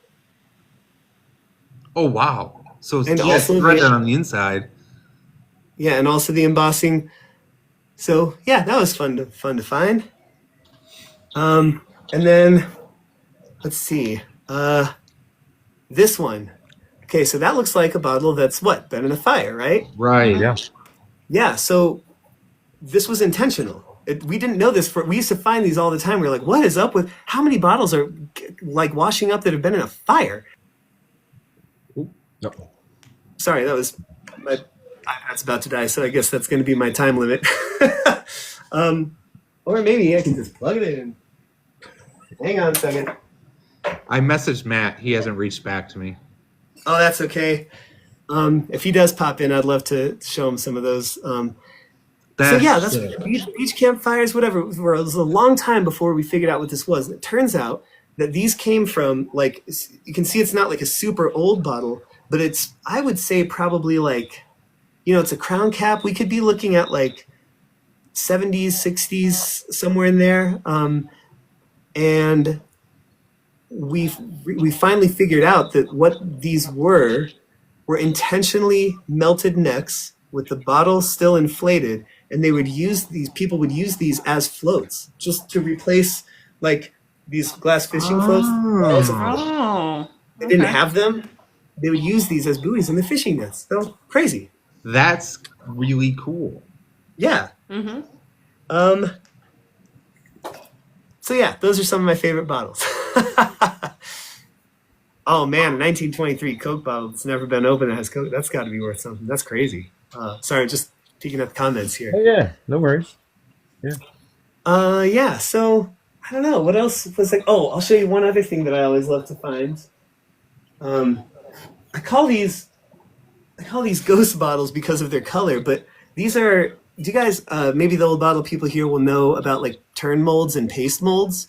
So like 1880s, 1900, somewhere in there, there was a way of making bottles that involved a mold. So you'd still blow the bottle and then apply the lip, which is what these are. But the mold would have like a layer of paste or sand, wet sand inside of it. And in order to eliminate the mold lines, which, I mean, this is the aesthetic sensibility that people used to have. They thought the bottle is marred by the presence of those mold lines. Let's make it even more beautiful, right? Even though it's just a bottle. So they would put these in those molds that had that kind of paste in them. And as they blew them, they were called turn molds or paste molds because they would turn the bottle. And as they turned it, it would erase those mold lines. But interestingly, you would end up with, I don't know if you can see this because of the resolution, but you actually have now horizontal lines kind of in the bottle from the grit, how they turned it. Right. Yeah. So there's no mold lines. And you, at first glance, you're like, man, no mold lines. It must be super old. And then you kind of look closer. It's like, yeah, this is probably 1880s or 1890s or so. Yeah, it's interesting. That's old to me. Heck yeah. Mm-hmm. Same here. I wish one kind of mystery bottle that I cannot date is this one. And I really wish that I could find someone who knows. I mean, I found this one in the Bahamas, and it's got like what to me looks like an applied or tooled lip. It's got the bubbles in the glass. It's kind of lopsided and misshapen. It's got that old color of glass to it. Pretty. There's the bottom. Yeah. Yeah. And I just can't. I don't see any mold lines, so it could just be another one of these turn mold, paste mold bottles from the 1880s or so. I don't really know, but I would love to ask if I could get my hands on a bottle expert. What's the story on that one? Now, are you digging for these old bottles? Is that how? Yeah, these are all just on the beach. That's all my stuff is from the beach. Believe it or not. Oh Yeah. my gosh. So he's not even digging. He's just walking. Nope, just walking. Yeah, I'd love to. I'd be really into bottle digging. Sounds really fun to me. I would love to do that. So there was a really good question in here, or kind of like a state. Yeah, it's a question. So have you seen the scene in the film Popeye where Robin Williams launches a message in a bottle? Oh, no. I mean, I've seen that movie, but sorry, I'm trying to plug in my iPad. It's kind of silly process. I have not. I've seen that movie, but I was a kid. I wouldn't have even been tuned into something like that. What does he do? Why does he do it? Does anybody know? I don't know. That's funny. Right, come on. But that kind of leads me to that question. Sorry. What? I was wondering who asked that question. Tuba did. Oh. Kevin. All right. It's a musical scene. Musical scene. He is singing. Interesting. Okay. Man, now I'm going to have to watch it. But I'm glad you asked that question, Kevin, because I did one of the things I wanted to talk about since I know I was like, I'm going to be, I thought I only had until 6:30, and it looks like I have more time than that. So that's great. If you guys want to hang out, you have 27 minutes. All right, man. Well, shut me up if you want, but I'll just keep going. Keep going. So that question that Kevin just asked about that movie and Messages in Bottles reminded me that, one of the things I love to talk about and research, I've done a lot of work on this, is like the message in a bottle idea in like popular culture and in history. So in terms of popular culture, everybody knows about like the Sting song, right? Message in a Bottle. Mm-hmm. And probably many people know now about Taylor Swift's song, Message in a Bottle, same name. You can't copyright a title, by the way. So I could write a song and call it Message in a Bottle too. No one could stop me. So those are some of the famous examples. But what's interesting is that the way messages in bottles are portrayed in those songs and like in the Nicholas Sparks book and movie, it's all kind of like romantic and philosophical. The darkest of them is probably Sting's song, where he's kind of talking about like being alone, among many other people who are also alone. When he says, he's like, I woke up and I saw 100 billion bottles washed up on the shore. Everybody is alone, right? And we're all alone together. It's like, wow, well, okay, it blows your mind.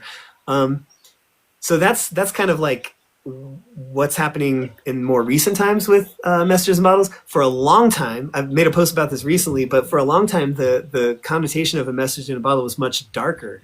Like they for probably the better part of a century, they were really just associated with like the idea of a shipwreck and death, and like people used to send messages in bottles as hoaxes a lot, just to get in the paper, just to get like some attention. And they would often be pretending to be from a ship that was going down when in fact that ship was perfectly fine, or they would make up a ship entirely. And so like there's this whole history of messages in bottles where like the fact that we live in a time when people send them authentically, like, hey, here's who I am, will you contact me, I'd love to know where this ends up, that's very new. That's not how it used to be. It used to be people sending them as hoaxes. It got so bad that the LA Police Department put out a warning to anybody who sent a hoax message in a bottle that was like claiming to be from a ship that was sinking, because that's what people would do. They'd be like, help, I'm on the SS whatever, and we're sinking at such and such place. And then all the authorities would have to round up their boats and go and look for those people. And it drove them crazy because they were never there, because the whole thing would be a hoax. Oh my goodness. So this got so idea. bad. Yeah, this got so bad in like the early 20th century, around like the 1920s and 30s. There was a law on the books that punished, like if you say you had a ship at sea and you sent a distress message, an SOS message, and it was fake, you know, you were doing that not genuinely, you just sent a fake distress message, you could be punished and put in jail. So that stuff was taken seriously. And so this message in a bottle hoax thing got to such a bad point where it was so common that the LA Police Department put out a notice that said, look, anyone who is found to do this, if we figure out who you are, you're going to be punished by that same law. We're going to put you in jail. It's like, I read that in an old newspaper article one time. I was like, dang, man, people used to love sending message in a bottle hoaxes. I guess that was a whole fad for decades and decades. Dang. So yeah, yeah, like yelling fire in a theater. Exactly. They'd have to round up, you know, all these people would be going out in boats looking for them. And it was insane. Everybody was fine. So there was that. And then I guess another thing I would mention is people often ask kind of like, when did people start sending messages in bottles? When was the first one? And if you were to Google that, what you would find is probably a story about a guy, an ancient Greek philosopher, was the first to send a message in a bottle in 310 BC because he was studying how the currents floated in the Mediterranean. Not true. It's just a total fabrication. I've traced this myth as far back as I can. And one of my friends who's an oceanographer, who wrote a book called Flotsometrics, which is like the Bible of all things that float, traced this myth back to, well, he took it to Rutgers University, who was at the time, they were assembling all of this guy, his name was Theophrastus, they were assembling all of his known work, and none of them had ever heard of this. It was not in his work anywhere. So it was made up at some point, and it became, you know, like these myths about messages in bottles, like so many myths, once it kind of ekes into like a book or pop culture in some way, it's very hard to like correct it. So now, even to this day, there's like Wikipedia, and I think National Geographic still says this, that this guy was sending messages in bottles 2,000 years ago. It's just simply not true. There's just no factual basis for it. So as far as we know, the first ones were sent in early 19th century to study ocean currents. And that was a lot of like navies, European navies, you know, if you think about it, like, why would you send a message in a bottle, you know, to study ocean currents? That's going to give you knowledge about how to ship supplies the fastest, or how you could use currents to your advantage in a wartime situation. So it kind of makes sense that the first ones that we really know about for sure were sent in like the early 1900s, let's say 18 teens, 1820s, 1830s. Those are the first ones that we really have records of. So that's the history lecture. I can talk about something more interesting if you want. Yeah, that's if you care to say, Clint, where do you live, or where do you find? Yeah, I saw that question. So I live in Utah, which is not very close to the ocean. That's why I don't get to go. No, I don't get to go beachcombing very often, and I'm very envious of the people who live by a coast, and they get to go all the time. And I watch their videos. I'm like, man, just so jealous. Because I get to go maybe, like I said, if I'm lucky, I'll go beachcombing like once in a year, and it might only be for a week or even less. Just depends on how much time I can get away. Yeah. Yeah, near Salt Lake. Yeah, but a lot of, I mentioned people finding messages in bottles in, I'm not related to any Averys, nope. I don't. I've never. This is another good question. I've never found clay pipes on the beach, but I think that has to do partly with. Oh, how do they seal the bottles? Let me answer that question in just a second. I've never found any clay pipes on the beach. I think that has partially to do with the fact that I mostly look in the Caribbean, and it's kind of far from everywhere that like historically had a lot of clay pipes. I mean, obviously they would have been present, but the environment's pretty harsh, and by the time things have washed up in the Caribbean where I go, they've traveled a long, long way. So I'm not holding my breath for any clay pipes, but I'll certainly be keeping my eyes peeled. So someone asked the question, this another really common question about messages and bottles, how do people seal them? And again, the answers are like as various and unique as the people who send them. So I'll show you a couple. I'll kind of talk about some of the differences. This is pretty nerdy stuff, but if you're interested, I'll tell you.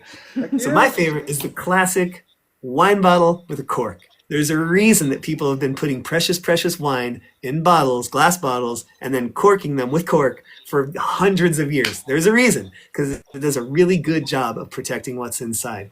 Now, this type of cork, you can probably see how it's sort of like eaten away there. Mm-hmm.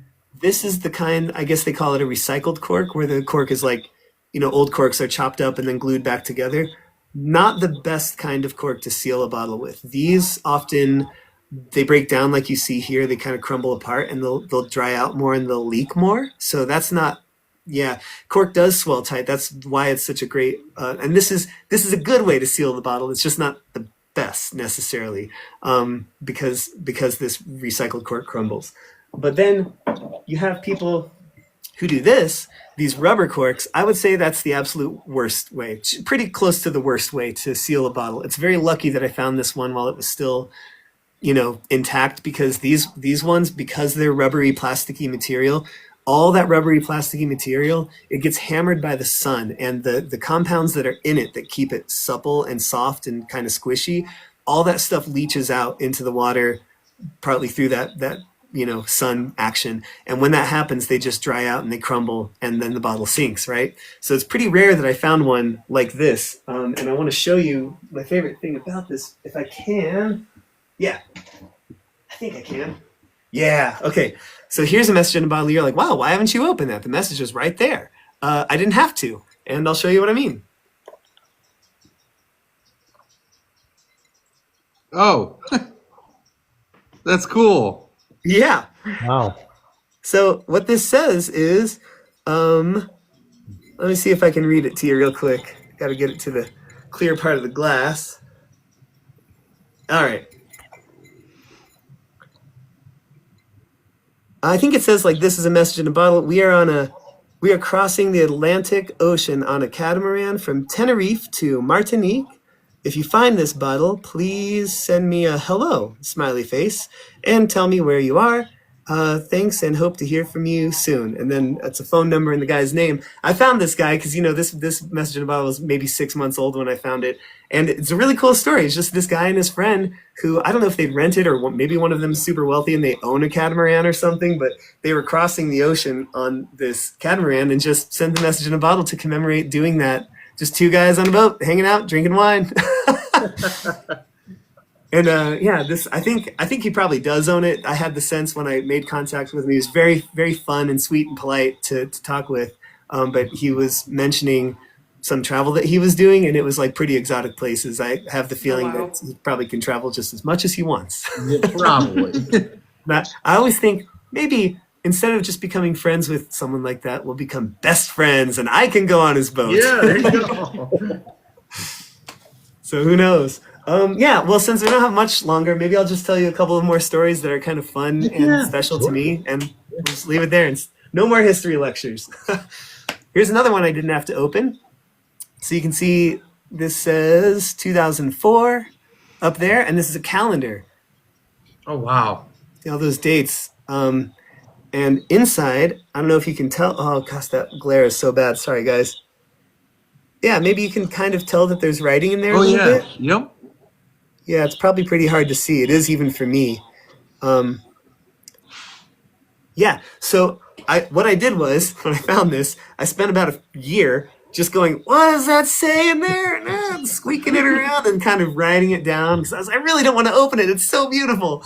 So I was able to kind of piece together the information in there, and it had a dead email address. But crazily, this was okay. So this turned out to be sent by a couple named Chris and John. John was a lifelong sailor. They met in their middle years. Both had previous marriages. They fell in love. They started sailing together. So just like great love story. great love story.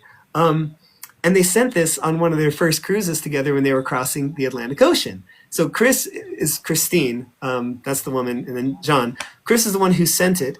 And John later, so he had this lifelong dream of circumnavigating the globe. And the way a lot of people do that these days is in sections. So they'll cross the Atlantic, take a break, and then they'll go down to Africa, take a break, so on. And eventually they'll link all of those journeys together, and they will have circumnavigated the globe.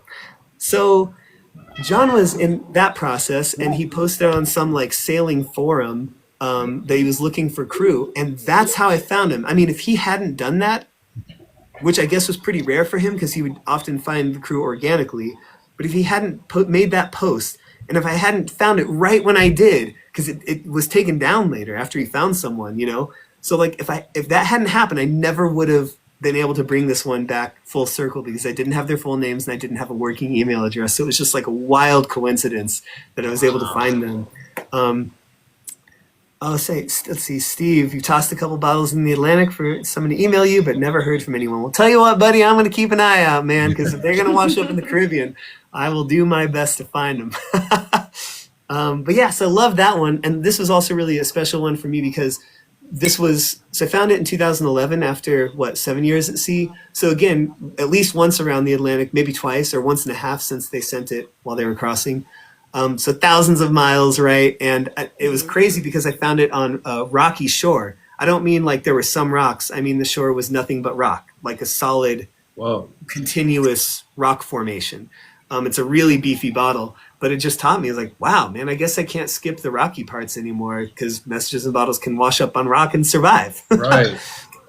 In 2015, so 4 years after I found it, I got all the pennies out of the couch cushions and I went to England, which is where they're from, and I got to stay with them, which was so cool. They like took me out to like, their local pubs and stuff. We're talking about pubs that have been there for 500 years. I'm like, oh, wow. Like living in, this is like British fairy tale stuff to me, Yeah. So we went down to the coast and you could see like there was the Isle of Wight right across the water, and it's crazy stuff. So that was really cool. Is there a framed message? That is cool. So let's see. Is there a framed message behind you? Yeah, those are all framed messages actually, and I can give you kind of I mean, there's a lot there. The one right over there in that brown frame, that was kind of a funny one. So a really like long and handwritten cursive, beautiful message, all in Spanish. And I was like, man, this person's really interested in hearing back because if someone writes a long message, usually they're like really into the idea. So I like figured out who he was, found him on Facebook. I was like, hey man, I found your message. And he was like, oh, cool. But it was very clear to me that he wasn't interested in talking further because his message makes it pretty clear that he's looking for a woman, like a beautiful woman to like write him back. And I did not fit the bill. You were not the person he wanted to find that bottle. Yeah. Nope. But that happens. Sometimes people will be looking for love and then I find it. Dreams shattered. Yeah. That one right there is pretty interesting. I don't think you can tell, but it's actually on fabric. And that was written by a guy who's actually Filipino, and he was working on a cargo ship in the Atlantic when he sent it. So by the time I found him and contacted him, he was back in the Philippines. Probably like the farthest away person that I've ever met. Wow. Yeah, that one's cool. These two right here, this is kind of crazy. These are, I think those are the only two messages in bottles that I've ever found from the same person. So one guy sent both of those. He sent them a year apart, one in 2011 and one in 2012. Okay. And I found them both in 2015, just like a few miles apart. Wow. That's crazy. I know, you're shaking your head, John. I was like, that's what I was. That's insane. Wow. Even if someone sends several messages in bottles, what are the chances? Right. I'm going to find both. Right. Yeah. That's nuts. I'll show you probably one of my very favorite ones right here. This is like such a crazy small world Small World one. Okay, this is going to be hard for you to read, so I'll read it. I'll read it for you. But it says, Carol and Ed Myers celebrated their first wedding anniversary. Um, wait, at the Sanderling Inn Resort on February 14th, 1999. They were wed on Valentine's Day, which of course is February 14th, 1998. So they sent this to commemorate their first wedding anniversary. They were wed in Fredericksburg, Virginia. Included, so you're wondering what all this cruddy stuff down here is on the paper? Because I was. The bottle smelled very bad when I opened it. Included with this note is some of our wedding cake. Oh my gosh. Yeah. Peace and love to you. We wish you happiness. Ed and Carol. Man, so this was one of the first ones I ever found back in 2007, and I enlisted the help of a reporter to help me track them down because there's a lot of Ed Myers, there's a lot of Carol Myers. I couldn't do it myself. So I found them, and they were just like the loveliest people. They lived in DC, and so I had a few opportunities to go out there and meet them over the years. 2009, 2011, 2015, I think. 3 or 4 times I went out there and met them. The last time I went was, I want to say 2016. I was there with my wife.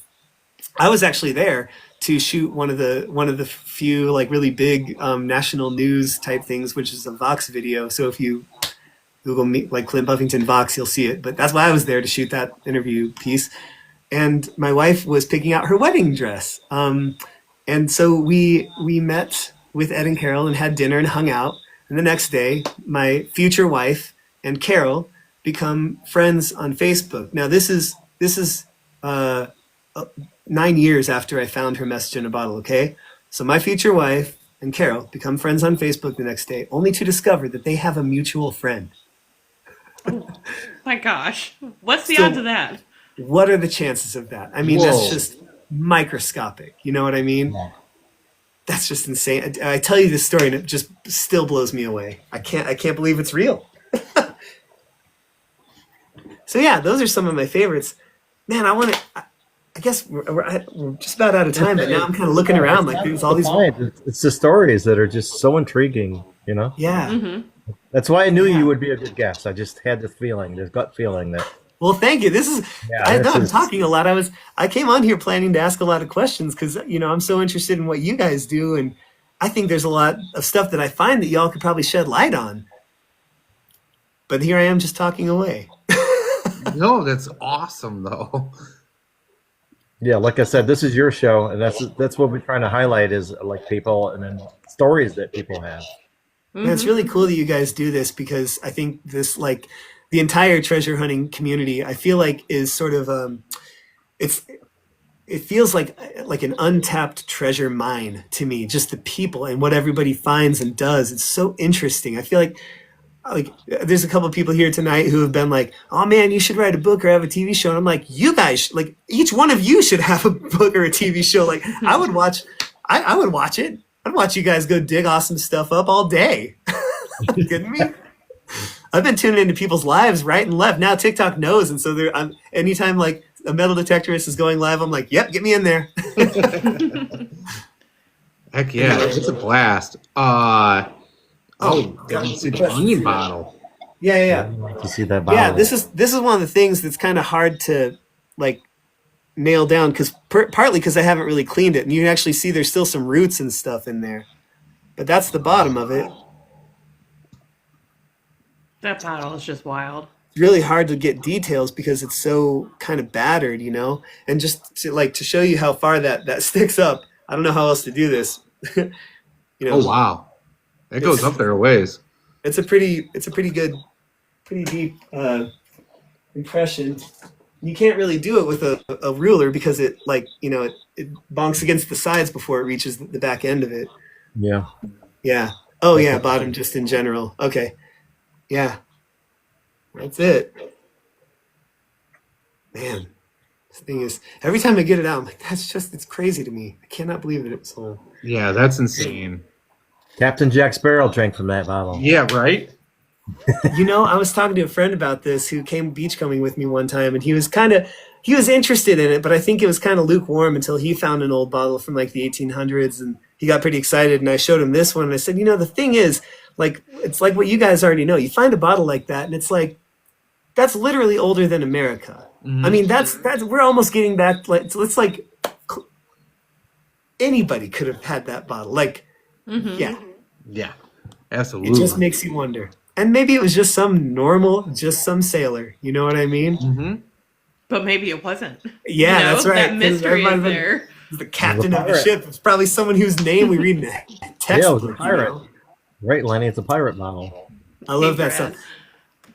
I wonder, gosh, there's so much other crazy stuff that I want to show you guys, and there isn't really time. I find a lot of odd stuff washed up on the beach, which is kind of fun. Clint, just to let you know, Andrew will post this on YouTube, Yes. so it will be saved for Okay. as long as YouTube's around. Mm-hmm. And Andrew, Yeah, cool. Hey, I'm gonna be around for a while, Yeah. Oh, gosh. right, Chad? Yeah. What's your We're gonna have number to one? have a part 2. Now I'm thinking back, like, oh, man, did I say anything I shouldn't have said? Kimber, his name is Clint. Yes. Yeah. Clint Buffington. Yeah. What's your number one bucket list find? Mine? Yeah, like what's something you want to find that you've never found before? Man, there's a couple of things. Okay, let me show you something real quick. One of the first messages and bottles I found was this. I'm going to post a video about this soon. whoa. And you see how that glass is all embossed? Okay, so Yeah. check this out. What that says is 1759 to 1959, special bottle drop, Atlantic Ocean. And then it says to celebrate and commemorate Guinness Bicentenary 1959. So I found that in 2007 and it was sent in 59. So it was 48 years old when I found it. Now what drives me crazy. So Guinness sent 150,000 of these bottles in the Atlantic Ocean in 1959 to advertise a new stout that they were making. And you can see in there that the scrolls are still in there. I have never Right. taken them out. Oh, It's kind of hard to show you that with all the glare, but yeah, it's they're in there still in still. Yeah.